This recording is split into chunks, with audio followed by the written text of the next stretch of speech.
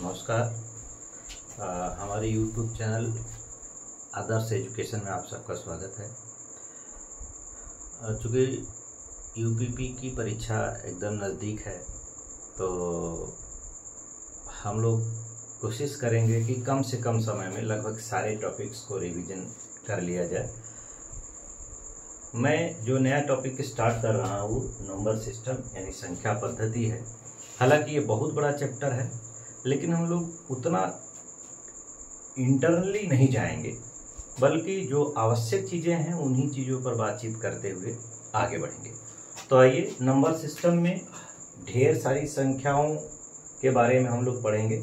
सबसे पहले स्टार्ट से सारी चीज़ों पर बातचीत करते हुए हम लोग चलेंगे।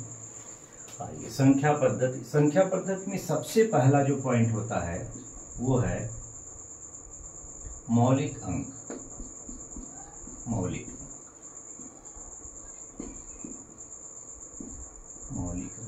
मौलिक अंक क्या है? वे अंक अथवा प्रतीक, वे अंक अथवा प्रतीक जिनकी सहायता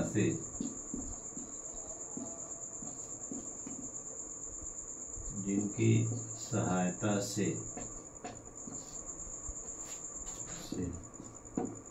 संख्याओं का निर्माण किया जाता है।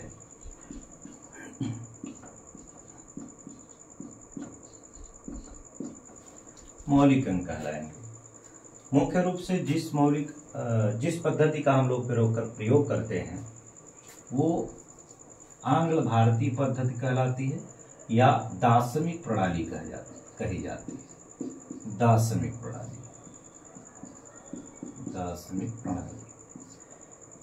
प्रणाली यानी डेसिमल सिस्टम।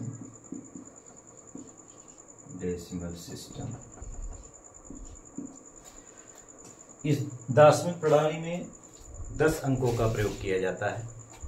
कौन कौन से 10 अंक हैं?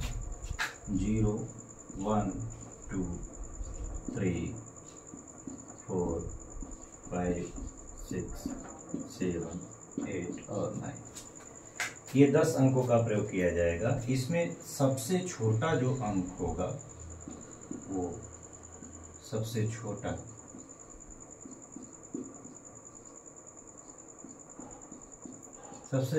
अंक 0 और सबसे बड़ा अंक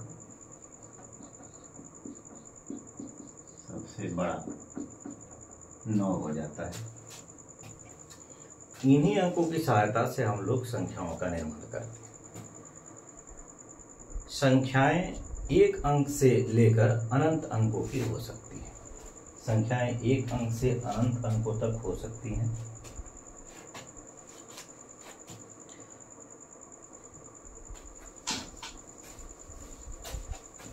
जो संख्याएं हैं वो एक अंक से अनंत अंकों तक होंगी। जैसे एक अंकीय संख्या,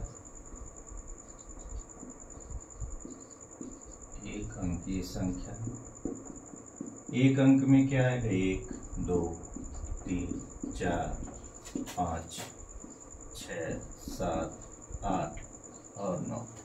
एक अंक की संख्या में सबसे छोटी संख्या जो होगी, सबसे छोटी संख्या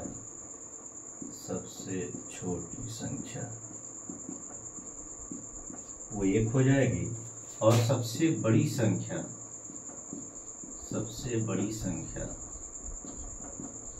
9 हो जाएगी। सबसे बड़ी एक अंक की संख्याएं कुल 9 हैं, 1 से लेकर 9 तक। उसमें सबसे छोटी संख्या 1 होगी और सबसे बड़ी संख्या 9 हो जाएगी। अगर 2 अंकों की संख्या देखें, 2 अंकीय संख्याएं तो वो 10 से शुरू होगा, आगे आप बढ़ते जाएंगे 99 तक होगा। तो इसमें आप कह सकते हैं 2 अंक की सबसे छोटी संख्या है ये, सबसे छोटी संख्या, और 2 अंक की सबसे बड़ी संख्या 99 हो जाएगी, सबसे बड़ी हो जाएगी। इसी तरीके से आप 3 अंक देख सकते हैं।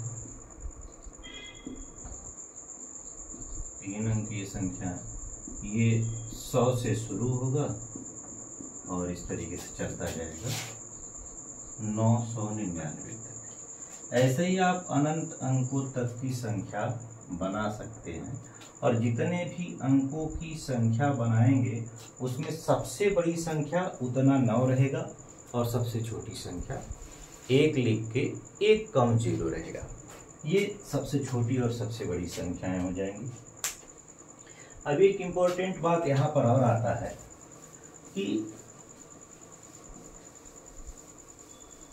जो ये संख्याएं हैं उसमें प्रत्येक अंक में, जैसे एक अंक की संख्या अगर ली जाए, एक अंकीय संख्या में, एक अंकीय संख्या ये 1 से शुरू हो रहा है और इस तरीके से 9 तक जा रहा है। इसमें जो कुल संख्याएं हैं, कुल संख्याएं वो 9 आएगी।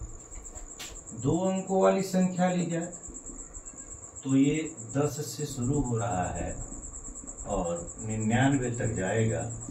इसमें कुल संख्या हो जाएगी 90। 2 अंक की संख्याएं कुल 90 होंगी।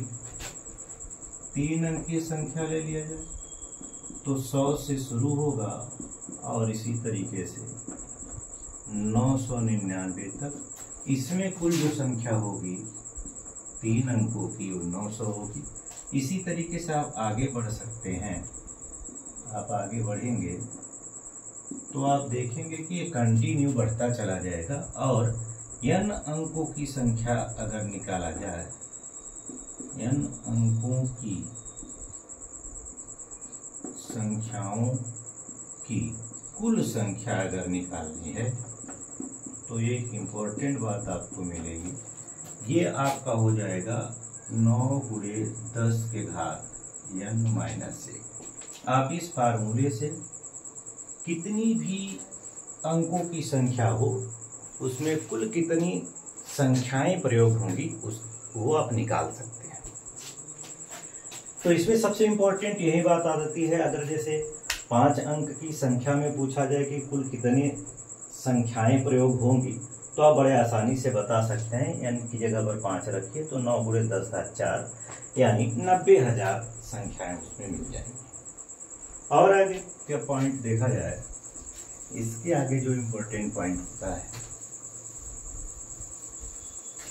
वो ये है कि सामान्य रूप से जो प्रश्न हमें पूछे गए हैं हमसे, वो कहा जाता है कि 1 से 100 तक की संख्या में कुल, अब अंकों की संख्या पूछेगा, 1 शून्यों की संख्या, शून्य की संख्या, यानी जब आप 1 से लेकर 100 तक पूरी संख्या लिख दीजिए तो उसमें शून्य कितने होंगे? तो शून्य होंगे, एक पहला तो 10 में मिलेगा, फिर 20, 30, 40, 50, 60, 70, 80, 90 और 100 में 2।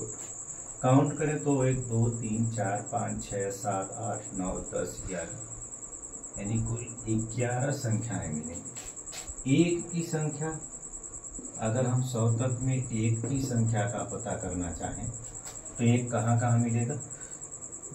1 तो 1 में मिलेगा, फिर 10 में, 11 में 2, 12, 13, 14, 15, 16, 17, 18, 19, 20, फिर 20 नहीं 21, फिर 31, 41, 51, 61, 71, 81, 91 और 100 में पूरा आप काउंट करेंगे तो इसकी संख्या हो जाएगी 21 हो जाएगी। वह 1, 2, 3, 4, 5, 6, 7, 8, 9, 10, 11, 12, 13, 14, 15, 16, 17, 18, 19, 20, 21। 2 की संख्या अगर देखी जाए, 2 की संख्या, तो ये सबसे पहला जो 2 मिलेगा वो 2 में ही मिलेगा। 2, फिर 12, फिर 20, 21, 22 में 2 ठो, 23, 24, 25, 26, 27, 28, 29, उसके बाद 32, 42, 52, 62, 72, 82, 92, बस उससे ज़्यादा नहीं मिलना है। तो ये कुल हो जाएगा 20 ठो। अगर शॉर्टकट की बात करें तो इसके बाद 3, 4, 5, 6, 7, 8 और 9, इन सब में जो संख्याएं अंक मिलेंगे वो सभी में, इन सभी में 20 अंक मिलते हैं। यानी अगर हम 1 से 100 तक गिनती लिखें तो शून्यों की संख्या कुल मिला के 11, एक की संख्या 21 और बाकी सभी अंक 2, 3, 4, 5, 6, 7, 8 और 9 सबकी संख्या 20-20 मिलेगी। तो ये एक इम्पोर्टेंट बात हो सकती है। आगे जाइए, एक प्रश्न यहां से और इम्पोर्टेंट बनने की संभावना बनती है।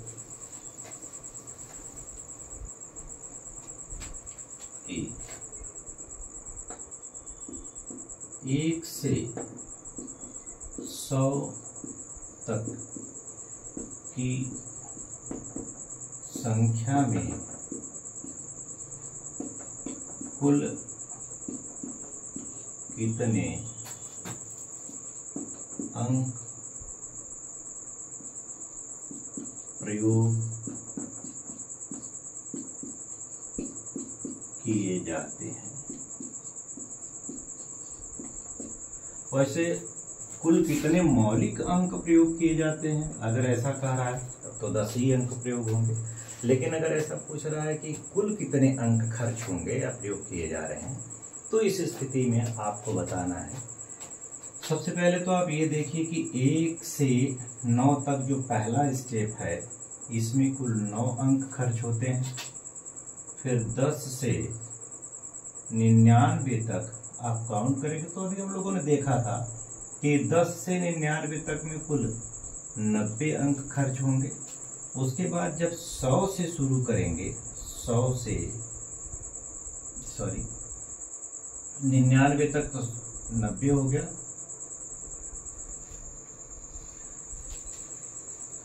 90। लेकिन इस 90 में हर एक अंक संख्या में 2 अंक हैं, तो ये 180 बन जाएगा। और इसकी संख्या जो बन रही है वो है 9। और 100 में आप देखेंगे तो 100 में 3 अंक प्रयोग होंगे। टोटल आप जोड़ दीजिए तो 9 3 12 और 8 1 9 और 105। एक बार फिर से इसको समझ लीजिएगा।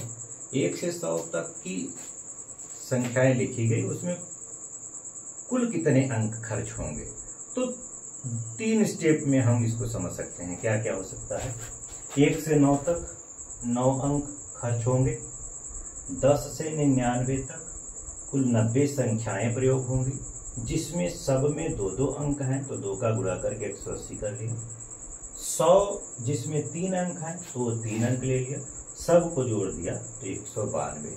यानी 1 से 100 तक की गिनती लिखी जाए तो कुल 192 अंक प्रयोग किए जाएंगे।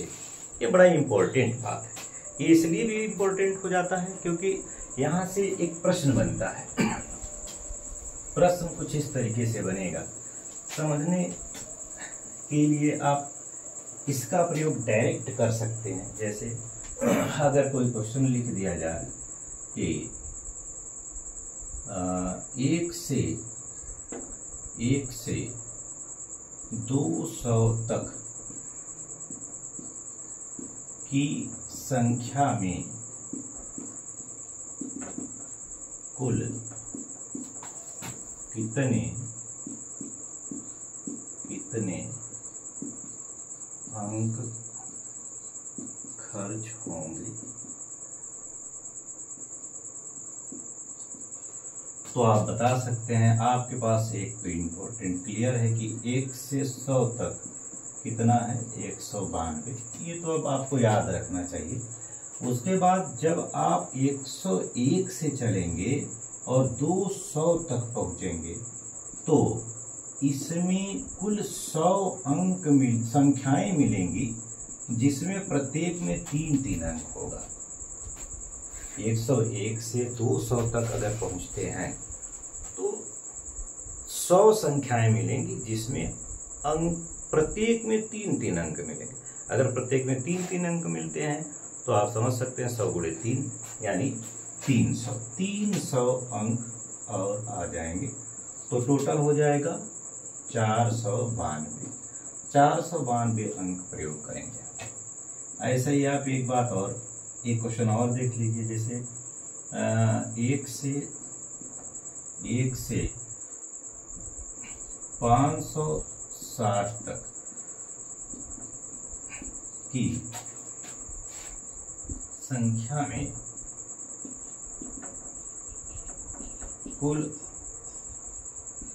खर्च अंक, तो आप बता सकते हैं। पहले तो 1 से 100, ये कंफर्म कितना है 192। फिर 101 से चालू करके जहां तक पहुंचेंगे, जैसे 560 तक, तो 100 माइनस कर देंगे तो निश्चित रूप से 460 बचा होगा। तो 460 संख्याएं हैं, लेकिन इन सब में 3-3 अंक हैं। तो ये हो जाएगा 0, 6 त्रिक 18 और 4 3 12 और 1 13 80। तो ये 2, 8 8 16 17, 3 1 4 और 5 1 1572। कुल 1572 अंक खर्च होंगे।